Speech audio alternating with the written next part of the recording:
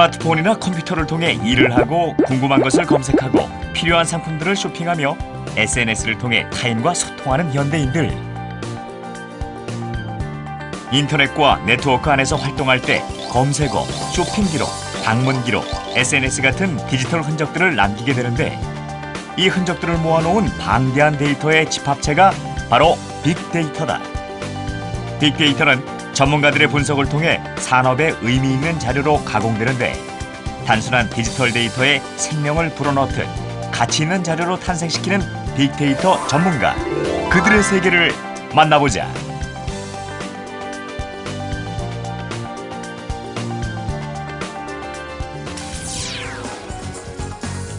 서울 중심가에 위치한 한 신용카드 회사. 이곳은 금융권 최초로 만들어진 빅데이터 연구센터인데 수많은 데이터를 분석해 그 속에 숨어있는 가치있고 새로운 정보를 추출해내는 이곳 빅데이터 컨설팅 랩의 우상수 랩장. 그는 17년 경력의 빅데이터 전문가다.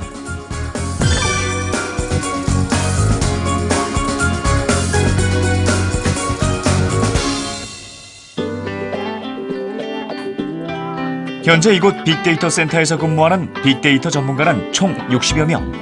근무하고 있는 이들 모두가 빅데이터 전문가들이라는데 빅데이터란 구체적으로 무엇을 말하는 걸까? 디지털 환경에서 이제 발생되는 여러 가지 수치 데이터뿐만 아니라 최근 디지털 환경으로 인해서 많이 만들어지는 문자, 영상, 이미지 이런 것들을 포괄적으로 하는 큰 데이터를 빅데이터라고 얘기하죠. 그렇다고 빅데이터가 단순히 양만 많은 것을 의미하는 것은 아니다.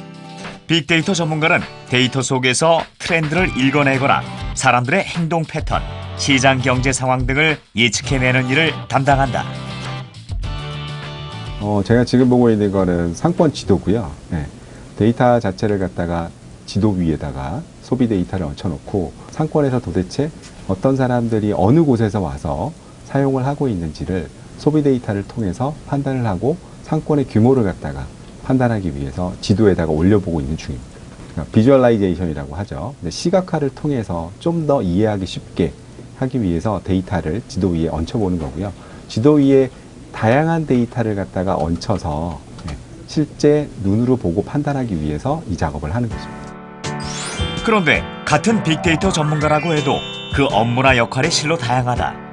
빅데이터를 수집, 가공, 처리해 분석 가능한 최적의 형태로 만들어주는 플랫폼 전문가와 분석 방법을 개발하는 개발 전문가, 또 다양한 분석 방법을 활용해 실제 분석을 하는 분석 전문가, 마지막으로 분석된 결과를 실제 비즈니스 또는 공공 서비스로 만들어 새로운 가치를 창출하는 비즈니스 전문가다.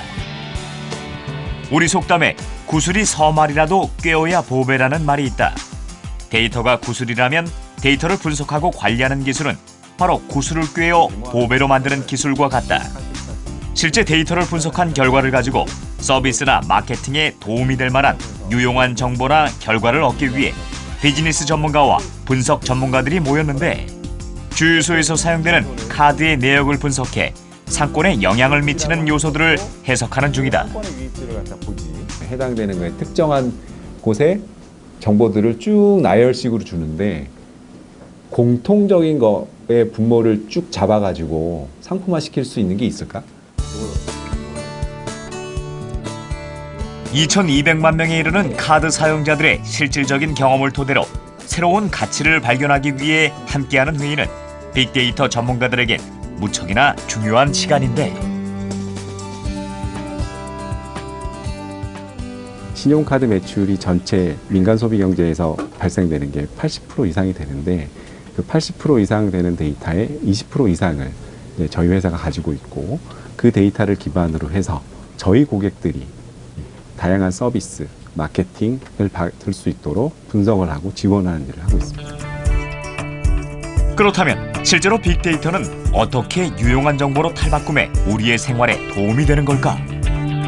자정이 다가오는 시간, 서울 시내에서 아직 집으로 돌아가지 못한 시민들의 귀가를 돕는 것이 있으니 바로 심야 전용 버스, 일명 올빼미 버스다. 2013년부터 운영 중인 올빼미 버스는 지난 4년간 총 1,100만 명을 실어 나르며 시민들의 효자 노릇을 톡톡히 피해오고 있는데 바로 이 심야의 올빼미 버스가 빅데이터의 대표적인 성공 사례라 할 수 있다. 효율적인 심야 버스 노선을 고안하기 위해 심야 시간에 시민들이 이용한 택시 승하차 위치 데이터 500만 건과 지역별 통화량 데이터 30억 건 등을 결합해 시민들이 실제로 가장 많이 이용할 수 있는 최적의 버스 노선을 찾아낸 것이다.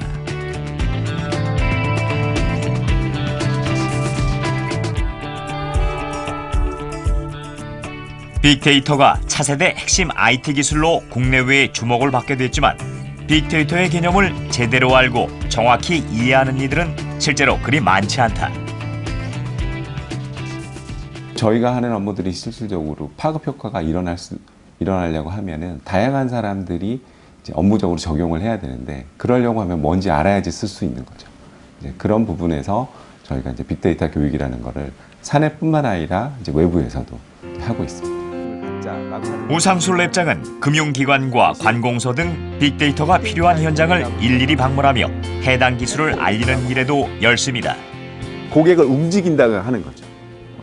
이게 좋을 것 같아요. 여러 가지 분위기를 만들어서 그 해당되는 고객이 그 상품을 선택할 수 있게 만드는. 이제 빅데이터는 시대의 화두다. 그런 폭발적으로 만들어지는 데이터들을 누군가는 활용을 해야 되고 실질적으로 업무에서 좀 더 나은 성과를 내려고 하면은 빅데이터라는 게 필수 불가결한 요소가 될 터인데 이제 그런 측면에서는 모든 사람들이 알아야 된다라고 생각을 합니다.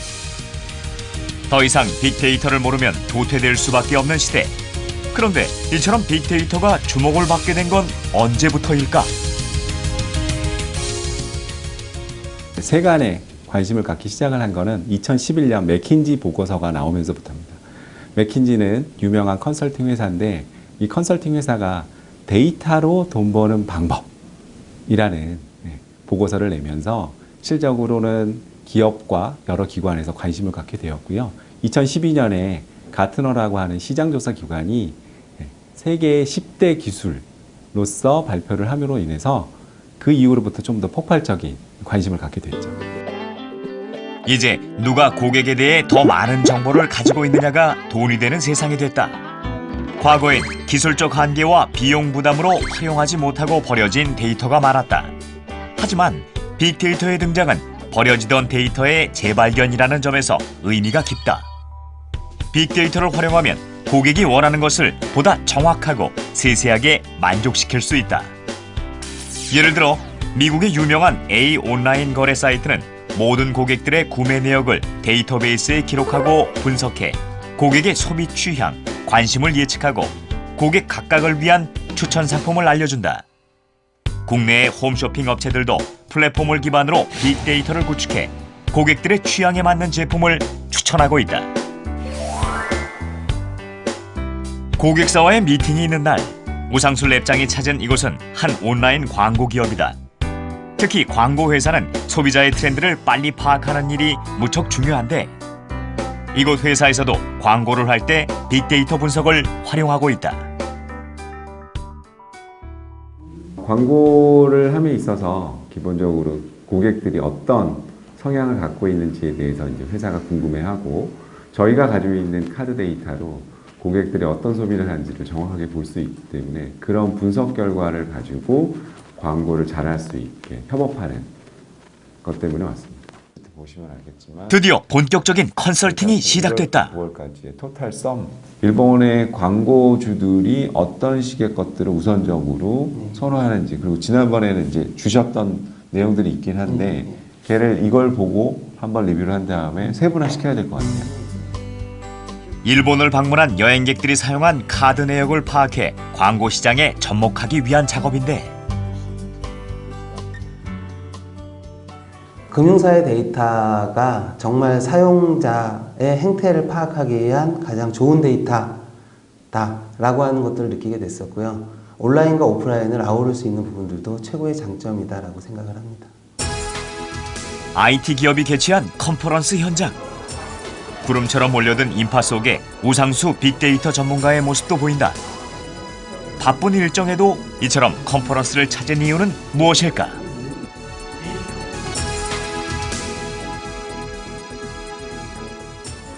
다른 사례들 실제 이론뿐만이 아니라 어떻게 활용되는지를 갖다 볼 수 있는 좋은 기회이기 때문에 지금 여기에 온 것뿐만이 아니라 다른 유사한 컨퍼런스나 포럼들에 자주 오고 있죠.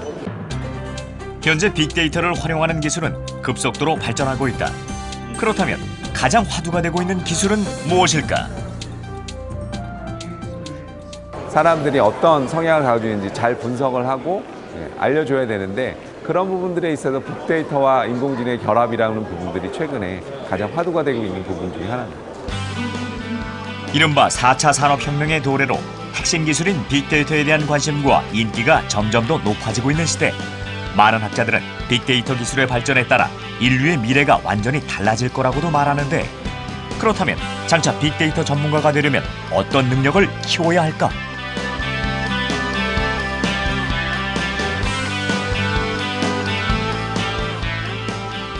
뭔가 데이터에 대해서 세부적으로 보고 그 데이터에 대한 의미를 해석하는 것도 중요하지만 거기에서 나온 결과값들을 다른 것들과 연결시켜서 하려고 하면은 다른 거에 대해서도 호기심을 많이 가져야 되거든요.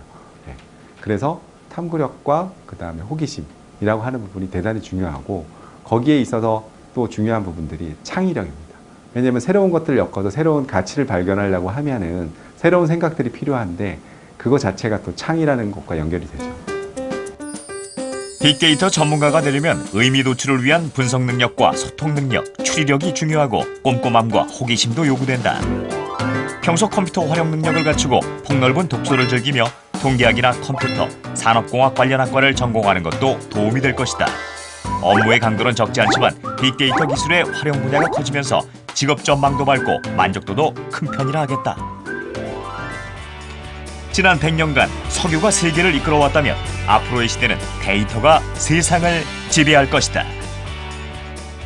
어떻게 보면은 연결을 하는 연결자, 중매쟁이 같은 부분이 될 수도 있겠죠. 물론 이전에는 광부, 데이터를 갖다가 캐어서 그걸 갖다가 보석을 만드는 사람이라고 할 수도 있겠지만은 그런 영역에서 뿐만이 아니라 새로운 가치를 갖다가 무궁무진하게 만들려고 하면은 여러 가지를 잘 엮을 수 있는 연결자의 역할이라고 생각합니다.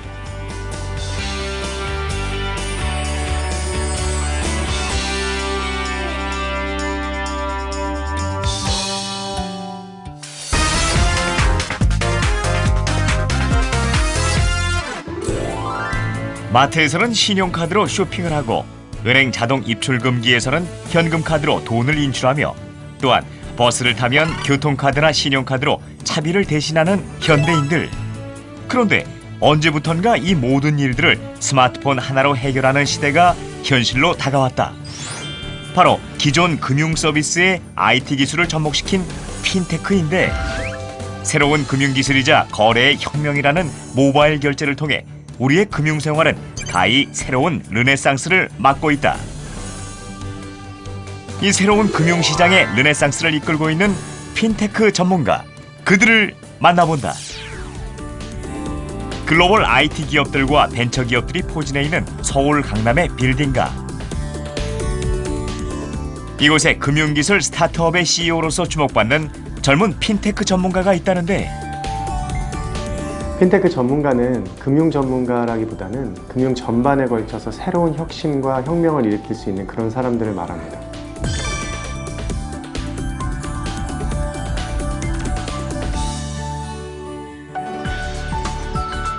여기 스마트폰을 놓지 않은 현대인들에게 편리한 기능을 제공하는 회사가 있다. 돈을 보내고 받을 때 번거로운 보안 카드 등이 없이도 쉽게 돈을 보낼 수 있는 앱을 만든 기업이다. 너무 불편했어요. 금융 서비스를 쓰기가 너무 불편하고 뭐 하려고 하면은 인증도 굉장히 많이 거쳐야 되고, 근데 이게 실제로 더 안전하게 만들어 주는지도 모르겠고, 그러니까 이런 다른 서비스에 비해서 금융 서비스들은 낙후돼 있다 라고 하는 생각 때문에 이거를 내 손으로 해결해 보자 라는 생각 때문에 핀테크에 일하게 됐죠. 핀테크는 금융과 기술의 융합이자 기술이 주도하는 금융거래의 혁명이다. 이 혁명은 기존 금융 시스템의 혁신을 통해 일어나는데, 핀테크 전문가들은 IT 기술을 기반으로 기존 금융시장을 바꾸고 있다.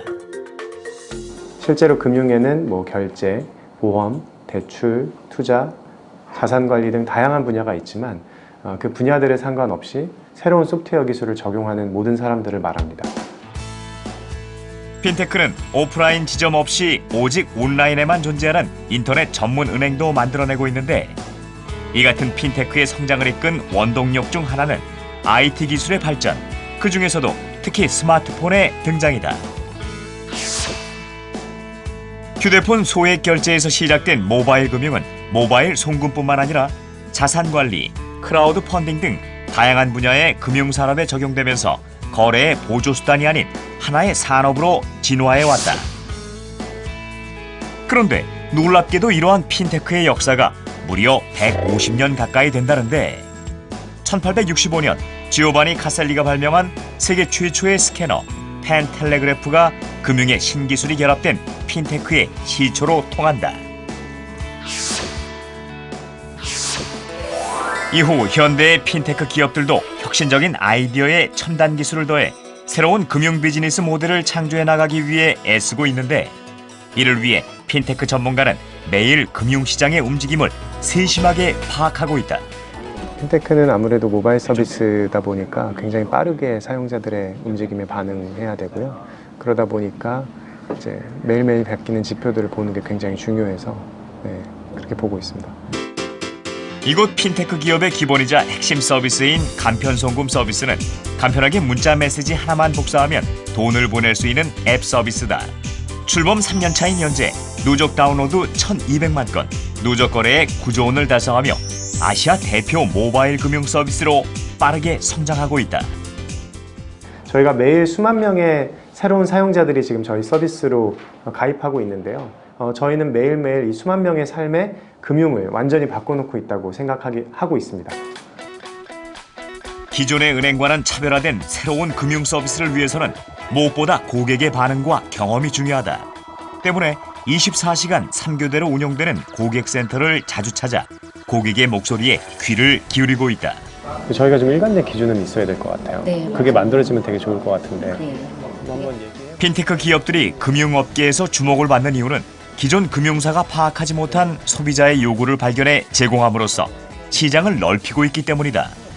즉, 핀테크는 금융이 장착된 IT를 통해 고객들이 보다 더 편리하고 안전하게 이용할 수 있는 편익을 제공하고 있는 것이다. 기업은 다양한 목표를 가질 수 있다고 생각해요. 다양한 전략을 가질 수 있는데 저희 팀은 비즈니스 전략도 아니고 매출도 아니고 고객 중심으로 사업 전략을 구상합니다. 고객을 항상 바라볼 때 아무리 시장이 변한다 하더라도 계속 성공할 수 있는 기업이 된다고 생각합니다. 그래서 고객 중심이 가장 중요하고 그게 저희 회사의 가장 중요한 핵심 가치이기도 해요. 오후 시간, 이승건 대표가 급하게 사무실을 나서는데 주목받는 스타트업의 대표인 그는 여전히 사업을 위해 직접 발로 뛰고 있다. 중요한 파트너사 미팅이 있어서 업무 협의하려고 지금 가고 있습니다. 협력 파트너사들의 성장을 돕는 회사이기 때문에 자주 협력하러 가죠. 다 마무리했습니다. 이곳은 협력사인 온라인 부동산 투자업체다. 더 잘 되게 많이 도와드려야 되는데, 그래서 같이 그 금융의 분야를 혁신하고 있다는 생각이 드니까 동지의식도 들고, 친구가 투자를 하면은 부동산 소액 투자를 10만 원 했습니다 하고 자기 친구들한테 다 알려지는 그런 시스템이 열리고, 그럼 친구들이 이거 뭐지? 하고 보고 들어오는, 지금부터 잘하는 거는 이제 출범 3년 차인 스타트업 기업의 젊은 CEO가 세상에 내놓은 새로운 금융 서비스를 협력사는 어떻게 평가하고 있을까? 아무래도 이제 그 사용자의 가치를 좀 중요하게 생각을 하시고, 그리고 이제 고객 경험을 정말 이제 이 금융 서비스를 좀 간편하게 만들려고 하다 보니까 이제 고객한테 최우선으로 이제 좋은 상품을 제공을 하고 편한 서비스를 제공하고자 하는 뭐 그런 비전에 저희도 공감을 해서 같이 제휴를 하게 되었습니다. 현재 핀테크는 금융을 넘어 유통, 부동산 등 전 산업으로 확장되고 있다. 하지만 초창기부터 각종 규제가 핀테크 산업의 발목을 잡아왔다. 때문에 이승건 대표는 협회 회장직을 맡아 핀테크 기업들을 대변하고 있다. 현재 핀테크 산업은 국제금융의 중심지인 미국과 전통 금융 강국인 영국과 유럽은 물론 중국에서도 급속히 발달하고 있다.